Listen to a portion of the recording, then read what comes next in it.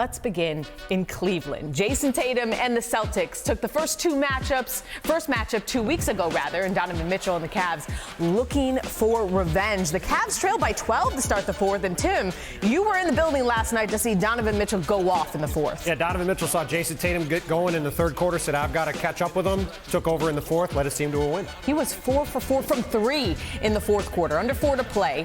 Tatum with the fadeaway. Now, he scored over Darius Garland right here, but the Cavs wanted that matchup, wanted the Celtics to get out of their offense. They succeeded. Boston got out of sorts down the stretch, helped the Cavs win the game. And Tatum had 33. Mitchell kept going, step back 3 there. Cleveland within 2. Then later. See, that swing right there. The second Drew Holiday stepped away from Donovan Mitchell, I said, man, he is cooking. That's a bad idea. And then you see right here, gets caught up in a screen from Isaac Okoro, gets away again. Donovan was unbelievable. Game tied at 101, too. Just a minute left. Mitchell with the floater. He scored 20 of his 35 in the fourth. Under 40 seconds to go, Isaac Okoro finds a cutting Evan Mobley. Mobley, 9 points, 10 boards. Cleveland up 4. 21 seconds left. Peyton Pritchard hits a pull-up 3. He had 24 off the bench. Celtics still alive. Peyton Pritchard hit that step-back 3. Kenny Atkins said at that point, screw it, we're not going to let the Celtics shoot another 3 in the game. And they fouled the rest of the way, kept the Celtics from getting the game tied, and held on. These teams combined for 18 free throw attempts in the final 30 seconds. Pritchard, beautiful. Amazing miss. But a lane violation, A little too early. Here's Donovan Mitchell on the win. You need to go through it. We've had success defensively, but you need to get your ass kicked a few times defensively. You know what I mean? Like you do. It's all part of the process. I'm not worried about where we are just because we're continuing to build and continuing to learn. But sometimes it's not always going to be sunshines and rainbows. You're going to get your butt kicked, and it's how do you respond. And like tonight, like tonight, you could, like I said, could easily fold it. JT had to go in. Kristaps is getting different things, but we continued, to persevere and find ways. And it's just a mentally tough team. That's what we are, and it's continuing to build on that. And it continued to be sunshine and rainbows for Donovan Mitchell against the Celtics in his career, getting another 30-piece on Boston's head. Mitchell averaged over 30 points per game against the Celtics, and the only player with a higher average against Boston is Michael Jordan. Not bad company. So Boston-Cleveland split their first 2 games. Neither team was whole in either matchup. Obviously, no Derek White and no Jaylen Brown last night. But we have a pretty good idea of what these teams are. They won't play again until February. But right now, Tim, do you feel like the Cavs can hang with Boston in a playoff series? I mean, they might be able to hang with the Cavs better than anybody in the Eastern Conference. But look, Cass, you go back to March, the Cleveland Cavaliers were down in the fourth quarter of a game in Cleveland. Dean Wade went 7 for 7 from the field, went crazy. Cavs come back, double the Celtics up in the fourth quarter, win the game, right? What happened last night? Essentially the same thing, except that Donovan Mitchell did it. And the correlation there is that it didn't do anything when the Cavs got to the playoffs and lost in 5 games, right? They basically have the same team back again. Now, Kenny Atkins has made a lot of stylistic changes that have really helped, and this team is playing great to start the year. But this Celtics team has not been whole yet, really, at any point this season, and they're still on pace to win 65 or more games, even more than they did last year, and have looked to me like clearly the best team in the league. Kristaps Porzingis, we didn't even talk about him. He was great again in his 3rd game back from injury last night. I just think Boston's got too much for anybody. But the Cavs have certainly had a great start and have stepped up in a way that I didn't think they were going to be able to start the year. Mark, you agree? Yeah, I talked to Spider before the season, and he's like, look, we got championship aspirations. Y'all ain't talking about us. It's cool. We know what we could be. And healthy, they look like they could be that. Yes, Boston is the best team, but Cavaliers shown that they could be right on their heels. They've gained some confidence against this team in these 2 games. I know some guys have been missing. I get that. But they went to Boston, almost won there. They held court at home. The Cleveland Cavaliers shown that they can be competitive against the Celtics, who would be favored. But look, you can't tell me that Spider and company is not gaining confidence that whether it's in Boston, whether it's in Cleveland, wherever, they can compete against the Boston Celtics. They can compete against the champs. I mean, I really like Cleveland's late game execution here. I mean, for those of us watching, it was not all that fun because it took forever to play the last 10 minutes of that game. But it was a free throw contest, and they got into it because Boston is the best three-point shooting team in the league by far. And Kenny Atkinson just said, we are not going to let them shoot threes. We're not going to let Peyton Pritchard just keep hitting step-back threes or Jason Tatum.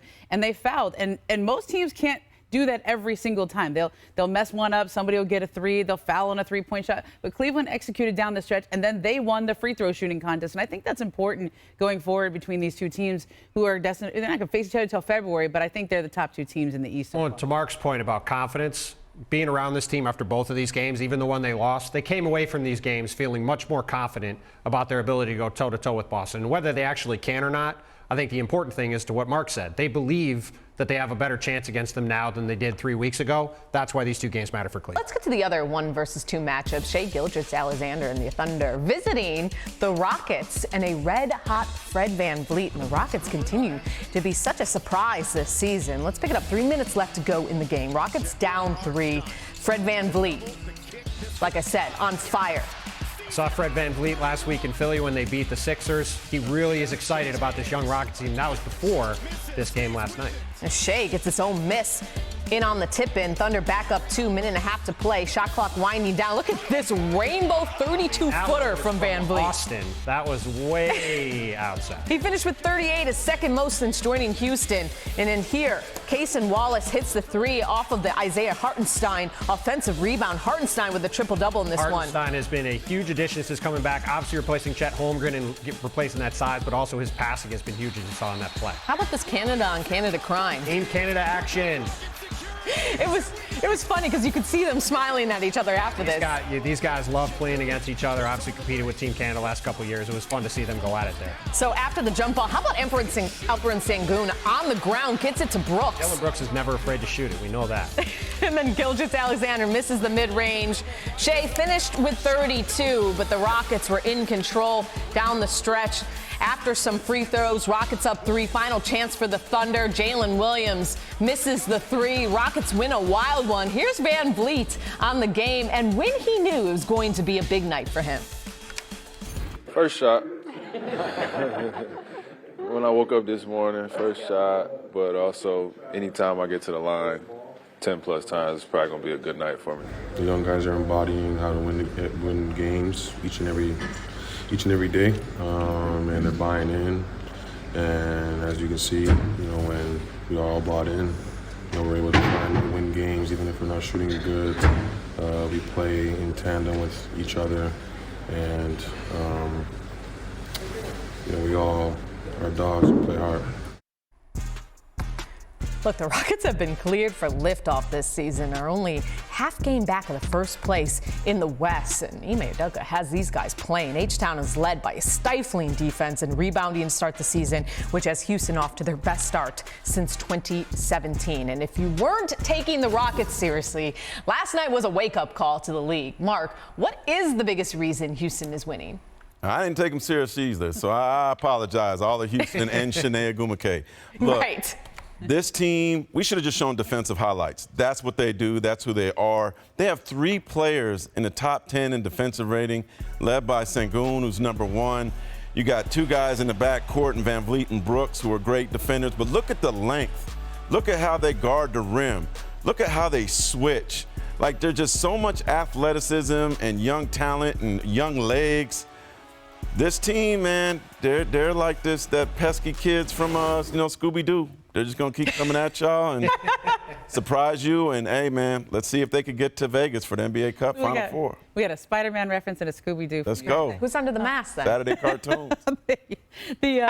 Look, they remind me a little of the Minnesota Timberwolves last year because of the way they play defense, but all the athletes they have on the perimeter, whether it's Tari Eason or Eamon Thompson, I mean, they have so much talent, so much young talent. And I think in this game, if you let them play defense, like the refs did in this game, okay, the free throw disparity was pretty stark in this one. Oklahoma City 19 for 25, the Rockets 30 for 39 free throws. So as Fred VanVleet casually said, yeah, anytime I get to the line 10 times in a game, it's probably going to be a good night. That's because they were getting the calls at home and Oklahoma City was not. But I think Mark's point is well taken. Those are 2 great defenses, and normally Oklahoma City is the team that wins with its defense. And in this one, I think Houston was able to turn the tables. I mean, OKC is still in that first place. Did this game reveal any weaknesses about the Thunder for you in your eyes? I wouldn't go quite as far as say weaknesses, Cass, but I would say that when you talk to people around the league about the Thunder, the question that comes up goes back to last year's playoffs against Dallas, right? Which is, what is this team going to do when they get in the playoffs and their jump shots aren't falling? Ramona mentioned the foul shot disparity in this game. That's been a big topic of discussion in Oklahoma City. Jalen Williams and Shai Gilgeous-Alexander got the line 18 times between them. That's a lot, right? But the rest of the team is basically made up of guys who shoot jump shots. Those are not guys who are typically going to get to the line. And we saw in that Dallas series, the math favored the shots that the Thunder were giving up and taking. But ultimately, Dallas made the shots, right? And if it comes down to a jump shooting series like that in the playoffs, we will see if things look different for the Thunder. But I don't think this game says anything more than the Rockets are a heck of a defensive team, like Mark said. I think the biggest difference between these two is that Thunder have all the expectation, but the Rockets do not. So exciting either way.